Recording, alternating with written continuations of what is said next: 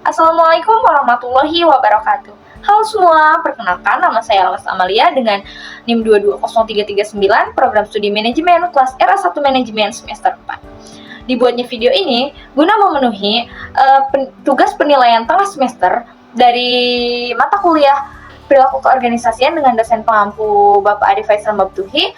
Itu saja perkenalan dari saya, selamat menyaksikan. Baiklah, materi pertama yang akan saya bahas yaitu konsep dasar organisasi. Organisasi itu adalah suatu kelompok yang bekerja sama untuk mencapai tujuan tertentu. Konsep dasar organisasi itu mencakup beberapa elemen. Yang pertama itu tujuan bersama, yang dimana setiap organisasi memiliki tujuan atau sasaran yang ingin dicapai, baik itu dalam bentuk produk, layanan, ataupun pencapaian tertentu. Yang kedua yaitu struktur. Organisasi memiliki struktur yang jelas dengan berbagai pembagian tugas dan tanggung jawab yang spesifik di antara anggota-anggotanya. Ini itu biasanya tergambar dalam bentuk hierarki atau jaringan kerja. Proses dan sistem. Ada prosedur dan sistem yang diterapkan untuk memastikan bahwa pekerjaan yang dilakukan itu harus efektif dan efisien. Selanjutnya yaitu sumber daya. Organisasi yang mengelola berbagai sumber daya seperti manusia, keuangan, dan material untuk mendukung operasinya. Yang selanjutnya yaitu lingkungan. Organisasi beroperasi dalam konteks lingkungan eksternal yang mempengaruhi dan dipengaruhi oleh aktivitasnya, seperti pasar, regulasi, dan kompetisi. Semua elemen ini saling berinteraksi untuk memungkinkan organisasi mencapai tujuannya secara efektif dan efisien. Materi selanjutnya yaitu mengenai teori perilaku dan model perilaku organisasi.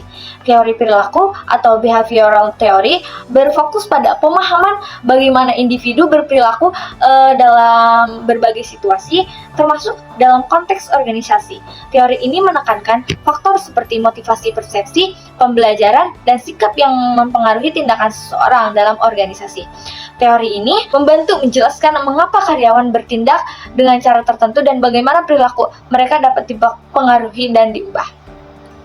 Selanjutnya yaitu model perilaku organisasi, di mana hal ini mencakup analisis berbagai elemen yang mempengaruhi perilaku dalam suatu organisasi. Model ini biasanya terdiri dari individu. Individu itu meneliti motivasi, kepribadian, nilai, sikap, persepsi, dan pembelajaran individu.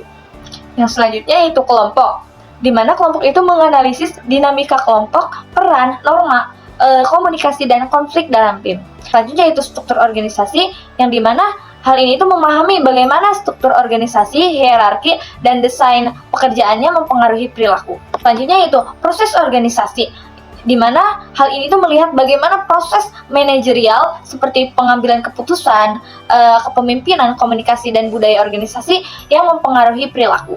Dengan memahami dan mengelola elemen ini, organisasi dapat menciptakan lingkungan kerja yang lebih produktif dan memuaskan bagi karyawan. Materi selanjutnya yaitu perilaku individu, perilaku kelompok yang berpengaruh terhadap organisasi. Perilaku individu dan kelompok ini memiliki dampak yang signifikan pada keseluruhan dinamika organisasi. Ada beberapa contoh dari perilaku individu. Yang pertama yaitu motivasi. Tingkat motivasi individu mempengaruhi seberapa keras mereka bekerja dan seberapa baik mereka menyelesaikan tugas. Motivasi yang tinggi dapat meningkatkan produktivitas dan kinerja. Kepemimpinan yang efektif dapat menginspirasi karyawan dan menciptakan lingkungan kerja yang positif. Yang selanjutnya yaitu konflik.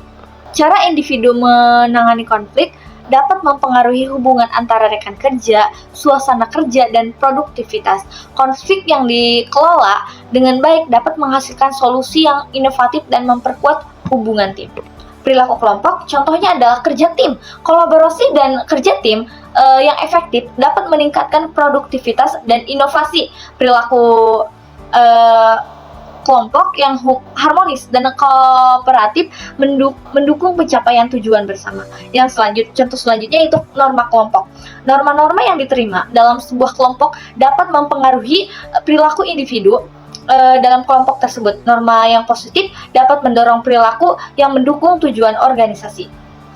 Contoh selanjutnya itu komunikasi. Komunikasi yang efektif antar anggota kelompok itu penting untuk koordinasi, pengambilan keputusan, dan penyelesaian masalah.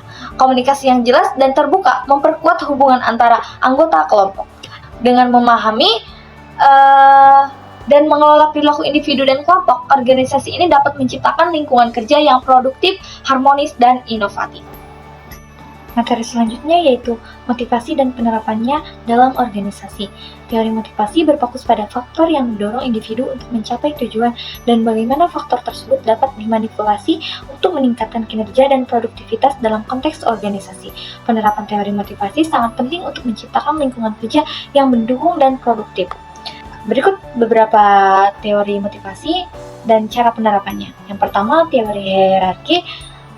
Teori ini mencakup kebutuhan fisiologis, kebutuhan keamanan, kebutuhan sosial, kebutuhan harga diri, kebutuhan aktualisasi diri.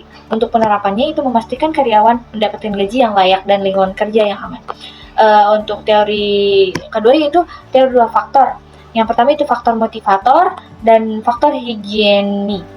Untuk penerapannya itu fokus pada peningkatan faktor motivator dengan memberikan tantangan pekerjaan. Untuk selanjutnya itu teori ekspektasi. Yaitu di mana teori ini ada 3 faktor. Pertama ekspektasi, yang kedua instrumentalitas, yang ketiga itu valensi. Untuk penerapannya itu mengkomunikasikan dengan jelas bagaimana usaha karyawan agar mempengaruhi kinerja. Untuk selanjutnya itu teori keadilan. Teori keadilan ini di mana karyawan membandingkan rasio input dan output mereka dengan orang lain. Untuk penerapan dalam organisasi yaitu memberikan kompensasi dan penghargaan yang adil dan transparan. Untuk materi selanjutnya yaitu nilai sikap dan kepuasan kerja, yaitu di mana sikap kerja itu merujuk pada perasaan dan keyakinan karyawan tentang pekerjaan mereka. Di mana hal ini mencakup 3 komponen, yaitu komponen afektif, komponen kognitif, dan komponen perilaku. Komponen afektif itu adalah di mana karyawan merasakan emosi terhadap pekerjaan mereka seperti kepuasan dan ketidakpuasan. Komponen kognitif itu yaitu keyakinan pikiran seorang karyawan. Dan yang ketiga itu komponen perilaku, yaitu adalah tindakan yang dilakukan oleh karyawan. Selanjutnya itu kepuasan kerja. Kepuasan kerja adalah tingkat positif atau negatif perasaan seorang terhadap pekerjaannya yang mencakup berbagai aspek pekerjaan termasuk pekerjaan dia sendiri, dan kompensasi, kondisi kerja, hubungan dengan rekan kerja, dan peluang pengembangan karir.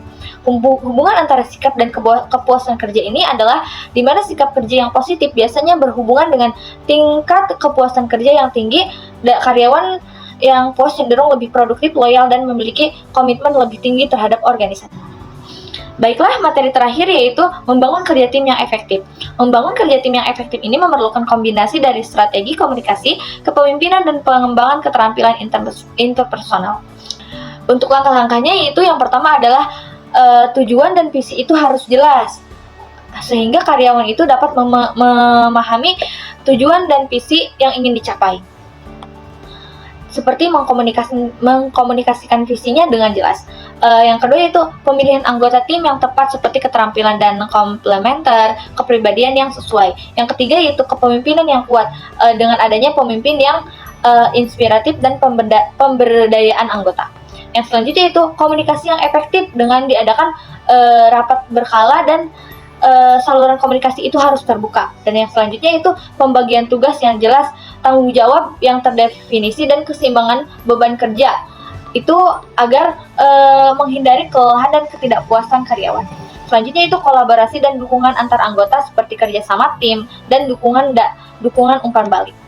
Selanjutnya itu pengembangan keterampilan seperti pelatihan dan workshop atau mentoring dan coaching. Selanjutnya itu memberikan penghargaan dan pengakuan kepada karyawan atas apa yang dicapainya. Selanjutnya itu memecahkan masalah dan mengambilkan keputusan seperti proses pemecahan masalahnya yang terstruktur dan keterlibatan anggota. Dan yang selanjutnya itu evaluasi dan adaptasi dengan cara evaluasi berkala dan adaptasi terhadap perubahan. Dengan menerapkan langkah-langkah ini, organisasi dapat membangun tim yang efektif, produktif, dan harmonis yang pada akhirnya akan membantu mencapai tujuan organisasi secara lebih efisien. Baiklah, mungkin itu saja materi yang bisa saya sampaikan. Semoga bermanfaat bagi yang menonton. Terima kasih. Assalamualaikum warahmatullahi wabarakatuh.